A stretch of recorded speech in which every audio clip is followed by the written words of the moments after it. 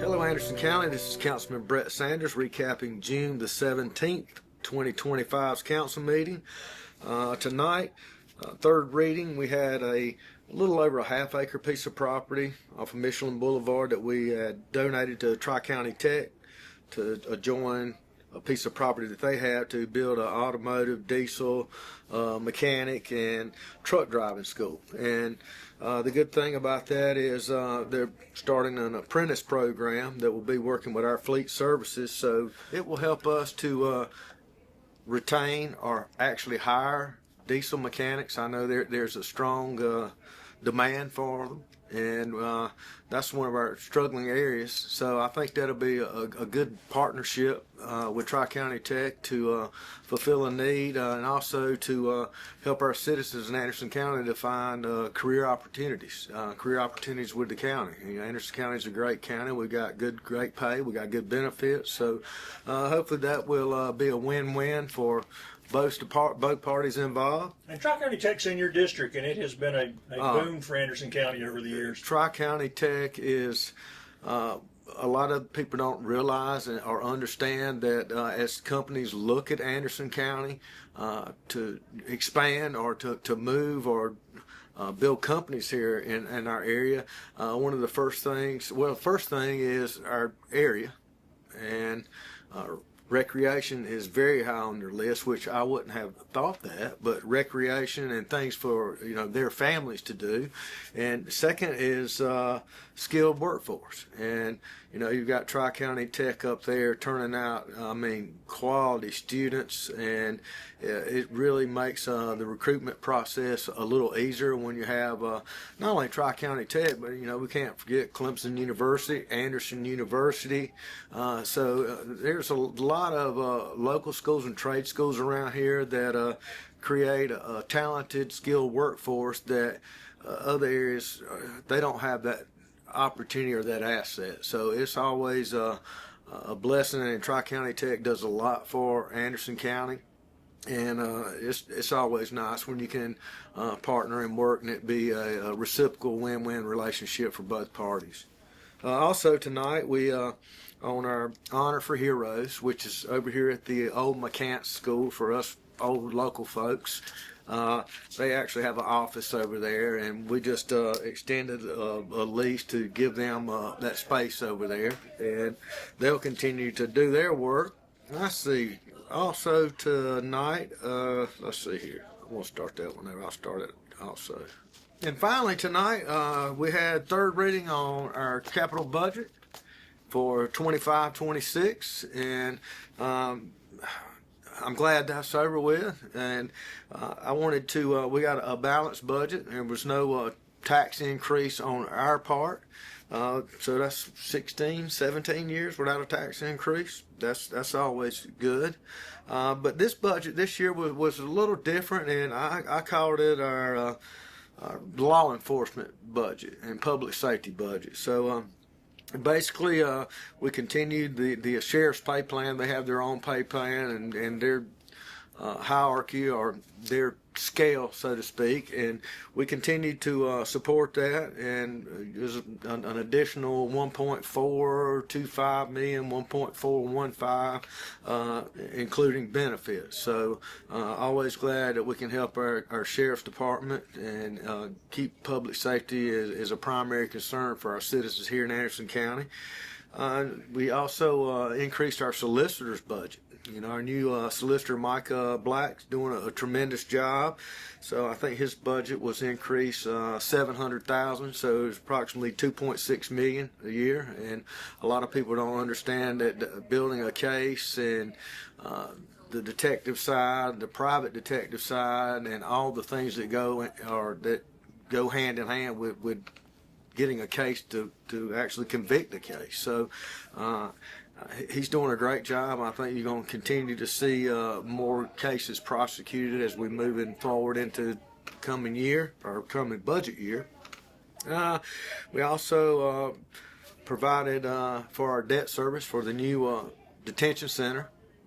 So that was part of it. Tri-County Tech had a 0.3 of a mil increase Basically, what that does is, I think Oconee, Pickens County, they all have to their share, and that 3/10 of a meal point that the county that comes from Anderson County help match our part of what we do, and that helps to keep the tuition down for the citizens of Anderson County that actually attend Tri-County Tech. And as I said earlier, Tri-County Tech's a tremendous asset, and if we can keep those people trained and educated and make them a viable candidate for the workforce, and I think that's going to continue just to be, like I said earlier, a win-win relationship for both parties involved and for our county. Also, we had the library had their request in there, took normal request, it was granted, and we also had some capital for our fleet maintenance or fleet management, which we have everything's on like a stair step thing, so you don't have 50 deputy cars that you got to go buy all at one time. So we've actually got them into a system or process where certain amounts get replaced over a certain time, and it doesn't hit us all at one time. So that was also funded. And then we had some budget transfers tonight. Nothing crazy, but what the main thing was, our population in our jail. I think we had over 526 inmates in our jail, and I think a lot of people don't understand that the food costs increase, and there was like $125,000 transfer to get us through the end of the fiscal year, and that's basically we budget $64,200 on food, and I think it ended up being here now we're at over $75,200 a month just to provide meals, and a lot of that was inflationary costs plus the increase in the number of inmates. And same thing with our 13 detention officers that we budgeted for in our budget this year. And it's not something where you go, we'll hire X number and that'll be fine. No, it is it's based on the population of the people that you have in the jail, and the state comes in and they audit and they determine how many officers you have to have. And I'll give Officer or Captain Baker credit. He's going to be the guy that oversees our jail and runs the jail. Excuse me. He sat down and met with the state, and based on the layout of our new jail system, we were able to decrease the number that the state was actually mandating us to have. So I want to thank Officer Baker for the good job he done. I'm glad that instead of sitting back and just taking what they sent in, we actually sat down and presented our argument and showed how it's different from the old setup. So that pretty much sums up what we had, and we've had a good year here in Anderson County, a good fiscal year.